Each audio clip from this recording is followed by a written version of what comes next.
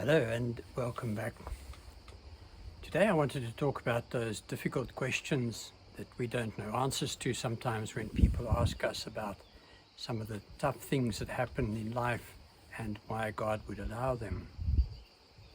What I find interesting about these questions, and one I'm thinking of in particular, for example, is why young children get very serious illnesses and so on. And what I find interesting is that these questions are most often asked by those who are refusing or who state that they're unsure whether they should believe in God or not, and who doubt religion and so on.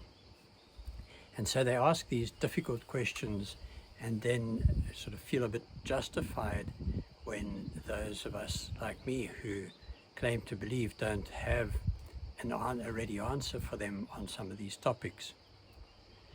Now, what we need to realize is that in order to ask a sensible question about any subject, you do need some knowledge of the subject. I always say it's important to know things, but it's just as important to know what you don't know, so that you don't behave as if you know, even though you don't. And this is quite often the case, that people will say, well, how can I believe in God? How do I know it's real? How do I see? Well, I would liken it to engineering, if you like, which is, since I have a diploma in engineering, it's a field that I know something about. And if people were to say, but how can I know that engineers can design a structure that is going to be safe? Well, you see, in order to understand or to know that that is actually possible, you do have to have a certain amount of engineering knowledge behind you, and you have to have an idea of how these calculations are done. However, if you're a person who hasn't studied mathematics at all, and an engineer starts explaining, well, you see, we can design it because we use these formula and so on, you're going to look at it and say, yeah, but I still don't understand how I can be sure that engineers are capable of designing safe structures. Well, the same can be said of many things in the world. How do I know that the airline pilot that I'm trusting my life to when I get in an airplane actually has the skill to bring that plane down safely again after the voyage? And the actual response is, I don't know.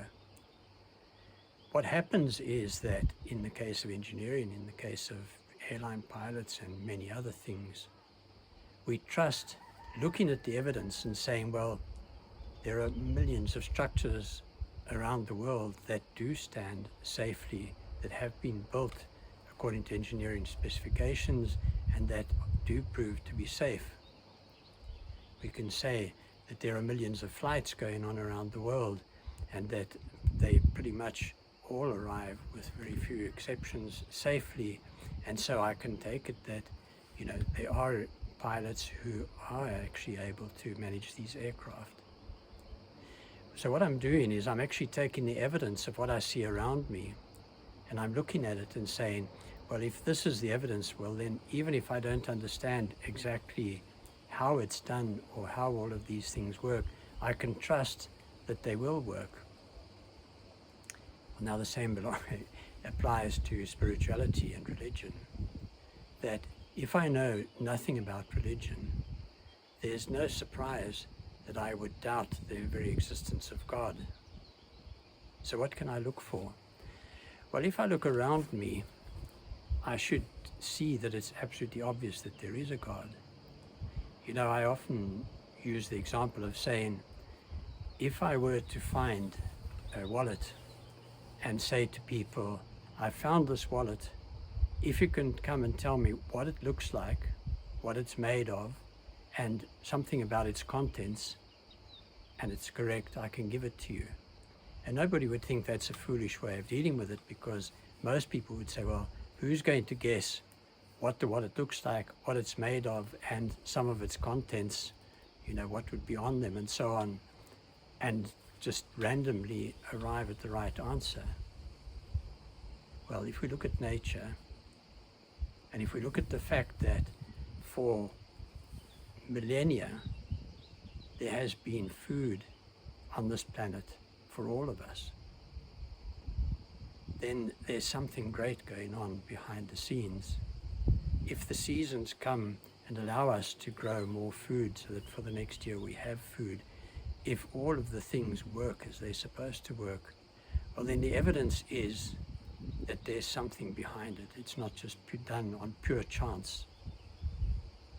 And so, as I say, exactly the same should then apply to our reasoning about engineering and airline pilots and any other sector you may wish to talk about, because the evidence is that there is this design behind it, because it does all work, and it has worked for millennia, as I say. So if we come to the fact that then there obviously must be a God, besides the fact that we actually need there to be a God, because if there isn't a God, one person's opinion is as valid as another person's opinion. And so the opinion of a person who thinks that going out murdering anyone who doesn't agree with you and that you don't like is okay would be just as good as someone who believed that that's the wrong thing to do, because there would be no authority, no higher thing to us to listen to or to follow. But if we accept then that God is there, then what do we do about these difficult questions? I remember hearing a talk once from a speaker who I won't name, who very proudly proclaimed that he doesn't really believe in God, but that if he dies and he meets God, he will challenge him and say, how dare you allow little children to get serious illnesses? How dare you allow earthquakes and floods to occur, and so on. And he felt very justified and very righteous in this claim that he was making. What he doesn't realize, of course, is that his knowledge, as the knowledge all of us have of exactly how things work, how the world works, how the whole of creation works, is extremely limited. And so if one comes to know God, to see his hand at work all around us all the time, just as in the case of trusting engineers, trusting airline pilots, we trust that even if we don't understand why or how they do things a certain way, we can trust that they do know what they're doing. And we can trust, therefore, only more so that God does know what he's doing. And just because I don't have a ready answer doesn't mean that there isn't a good reason. And so I hope this would help you also in pondering these difficult questions, to see that we need to realize how limited our knowledge is really of how things work, and to be able to trust. This is the difference between faith and belief. Belief is when I know inside me that something is right. Trust or faith is when I say, well, because of the person or people involved, I'll accept that it is true, even if that's not something that comes out of me like belief does. And that's where faith comes in. And that's what helps me to live my life without bothering too much about these difficulties, and leaving these difficult questions up to God. And may God bless you. Thank you.